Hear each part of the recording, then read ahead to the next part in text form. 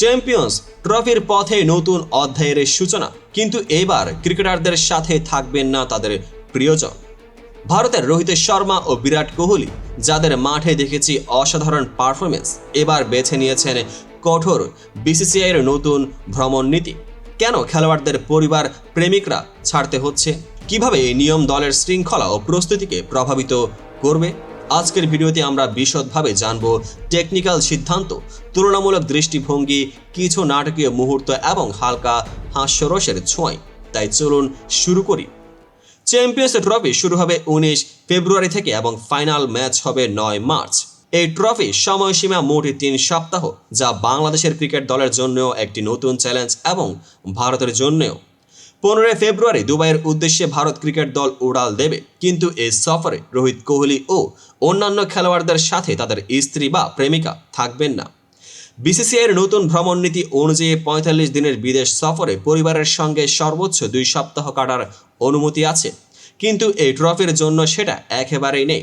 নতুন ভ্রমণ নীতির মূল লক্ষ্য হল খেলোয়াড়দের উপর শৃঙ্খলা আরোপ করা ও আন্তর্জাতিক সিরিজের সম্পূর্ণ মনোযোগ নিশ্চিত করা।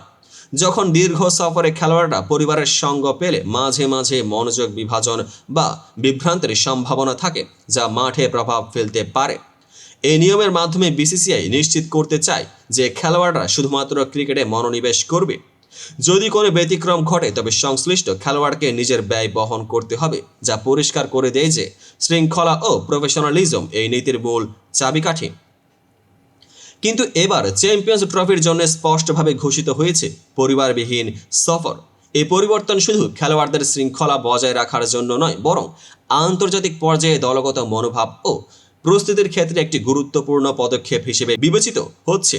অন্যান্য দেশের অনেক বোর্ডে এমন কোনো কঠোর নীতি নেই, তাই এই সিদ্ধান্ত বিশেষভাবে নজর কাড়ছে। মিডিয়ায় এই ব্যাপারে নানা প্রতিক্রিয়া এসেছে। কেউ বলছেন এখন ক্রিকেটাররা কি নিঃসঙ্গ হোটেলে একা একা থাকবেন, অথবা কেউ মজার ছলে মন্তব্য করছেন ফ্যামিলি প্যাকেজ বাদ দিলে কি প্ল্যান আছে প্রেমিক প্রেমিকার।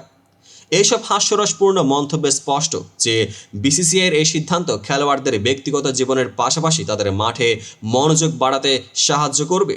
নাটকীয়ভাবে এই সিদ্ধান্তের ফলে আমাদের জানতে হবে ভবিষ্যতের ম্যাচগুলোতে দলগত মনোভাব কতটা প্রভাব ফেলবে। ভবিষ্যতে যখন ভারত ইংল্যান্ডের বিপক্ষে পাকিস্তানের মুখোমুখি বা অন্যান্য আন্তর্জাতিক সিরিজে খেলবে, তখন এই কঠোর ভ্রমণ নীতি দলের অভ্যন্তরীণ একতা ও মনোযোগকে আরও শক্তিশালী করবে বলে আশা করা হচ্ছে।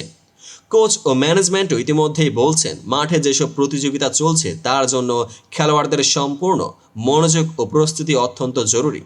এই সিদ্ধান্ত যদি দলের মানসিকতা ও শৃঙ্খলাকে আরও উন্নত করে, তবে তা ভারতীয় ক্রিকেটের ভবিষ্যতের সফলতার জন্য এক গুরুত্বপূর্ণ পদক্ষেপ হিসেবে বিবেচিত হবে। তাহলে আপনারা কি মনে করেন এই নতুন ভ্রমণনীতি কি ভারত ক্রিকেট দলকে আন্তর্জাতিক মঞ্চে আরও সফল করবে, নাকি ব্যক্তিগত স্বাচ্ছন্দ্য প্রভাব ফেলবে?